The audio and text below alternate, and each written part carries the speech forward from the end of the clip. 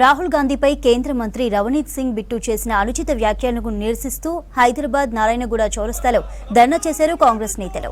Ravneet Singh bit దిష్టిబొమ్మ దహనం చేశారు. రాహుల్పై చేసిన వ్యాఖ్యలకు వెంటనే రవనీత్ సింగ్ క్షమాపణలు చెప్పాలని డిమాండ్ చేశారు Congress MLC Venkat. BJP high command బిట్టుపై చర్యలు తీసుకోవాలన్నారు.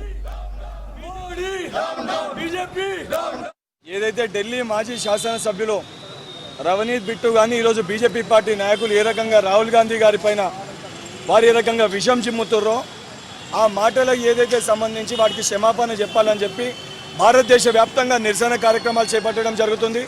ఇప్పటికన్నా ఏదైతే రాహుల్ గాంధీ గారికి ప్రజల్లో నుంచి ఆదరణ తట్టుకోలేక జీర్ణించుకోలేక రేపొద్దున ఏదైతే భారతదేశానికి వారు ఆదర్శంగా రేపు కాబోయే ప్రధానమంత్రి అని చెప్పి అధికార పక్షంలో ఉన్న బీజేపీ పార్టీ ప్రజలకు ఇచ్చిన హామీలు ప్రజలు పడుతున్న ఇబ్బందుల గురించి మాట్లాడకుండా ప్రతిపక్ష పార్టీ నాయకుల గురించి అవహేళనగా ఏదైతే ఇందిరాగాంధీ గారికి పట్టిన గతే రాహుల్ గాంధీ గారికి పడుతుందని చెప్పి మాట్లాడుతుందంటే వారి విజ్ఞతని వారు కోల్పోయి మాట్లాడుతుందని చాలా స్పష్టంగా కనబడుతుంది.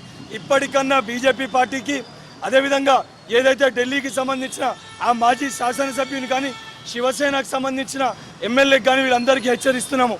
రాహుల్ గాంధీ గారి పైన చేసిన వ్యాఖ్యలకి బహిరంగ క్షమాపణ చెప్పాలి. దానితో పాటు పోలీస్ శాఖ కూడా ఆ వ్యాఖ్యల్ని ఏదైతే సంబంధించి అటెంప్ట్ మర్డర్ కేసు కింద రణవీర్ సింగ్ దానికి సంబంధించి ఢిల్లీ మాజీ శాసనసభ్యుని పైన కూడా కేసు పెట్టాలని చెప్పి డిమాండ్ చేస్తున్నాము. బీజేపీ పార్టీ వాళ్ళు నరేంద్ర మోడీ గారు దీనిపైన స్పందించకపోతే తెలంగాణ రాష్ట్ర వ్యాప్తంగా బీజేపీ పార్టీ నాయకులను ఎవరిని తిరగనివ్వము, ఎక్కడికక్కడ అడ్డుకుంటామని చెప్పని ఈ యొక్క రాష్ట్ర బీజేపీ అధ్యక్షుడిని అదేవిధంగా ప్రధానమంత్రి గారిని ఏదైతే హెచ్చరిస్తున్నాను.